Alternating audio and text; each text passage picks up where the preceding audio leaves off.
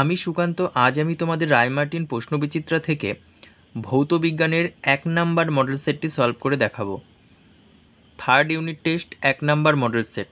তো চলো শুরু করা যাক। দেখো 1 নাম্বার বলছে সাধারণ স্কেলের সাহায্যে মাপা যায় না এমন একটি দৈর্ঘ্য হলো, দেখো সি নাম্বার 3.12 সেমি। তারপরে দেখো 2 নাম্বার বলের মাত্রীয় সংকেত হলো বি নাম্বার।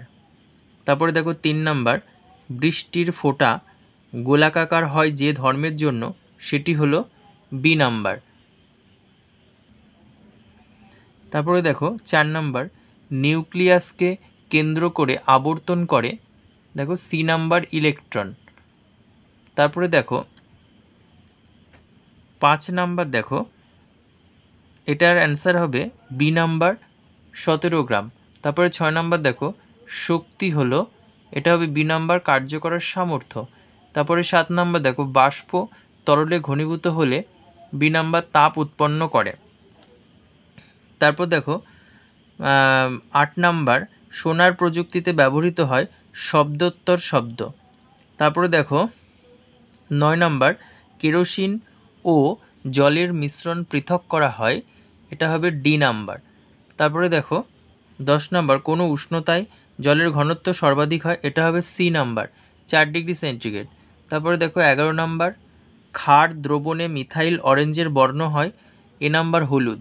তারপরে দেখো 12 নাম্বার একটি সমযোজী যৌগ যার জলীয় দ্রবণ ক্ষারধর্মী সেটি হলো, দেখো সি নাম্বার। তারপরে দেখো 13 নাম্বার উষ্ণতা বৃদ্ধিতে জলীয় দ্রবণে গ্লোবাল লবণের আর্দ্রতা, দেখো এটা উত্তর হবে ডি নাম্বার। তারপরে দেখো 2-1 নাম্বার প্রবাহীর ঘাত স্কেলার না ভেক্টর রাশি, এটা স্কেলার হবে। 2 নাম্বার একটি এককবিহীন ভৌত রাশির নাম লেখো, এটা হবে আপেক্ষিক ঘনত্ব। 3 নাম্বার দেখো টর কোন ভৌত রাশির একক, চাপের।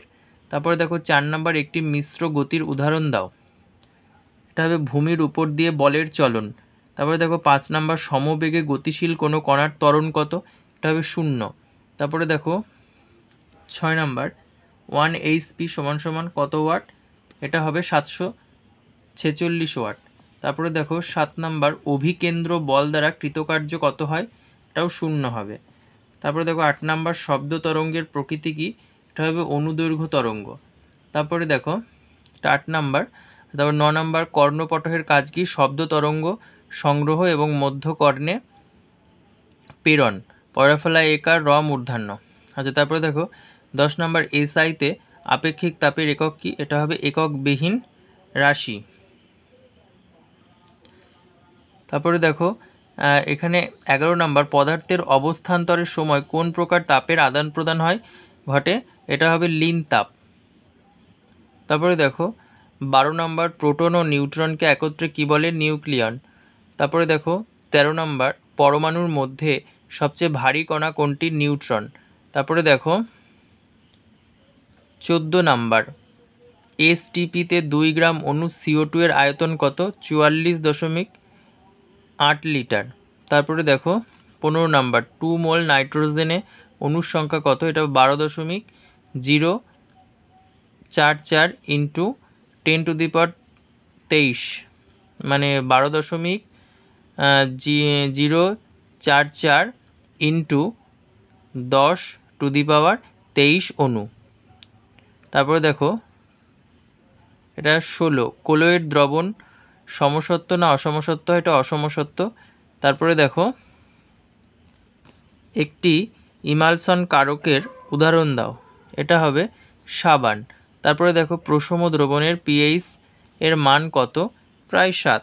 তারপরে দেখো ক্ষারকীয় দ্রবণে লিটমাসের বর্ণ কিরূপ হয়, এটা হবে নীল। তারপরে দেখো কোন পদ্ধতিতে পেট্রোলিয়াম পরিশোধন করা হয়, এটা হবে আংশিক পাতন। অনেশ্বর তালব্যশৈষী ক আংশিক পয়াকার তদন্তন্য। তারপরে দেখো চিনির দ্রবণ থেকে মিশ্রি তৈরি করা হয় কোন পদ্ধতিতে, এটা হবে স্ফটিকীকরণ, দন্ত শয়ফয়ে টয়হস্যি কয়হস্যি ক র মূর্ধান্য, স্ফটিকীকরণ। তারপরে দেখো বৃষ্টির জল মৃদু জল না ক্ষরজল, মৃদু জল। তারপরে দেখো ক্যাটায়ন বিনিময়কারী রেজিনে কোন আয়ন থাকে, H+ আয়ন। Thank you.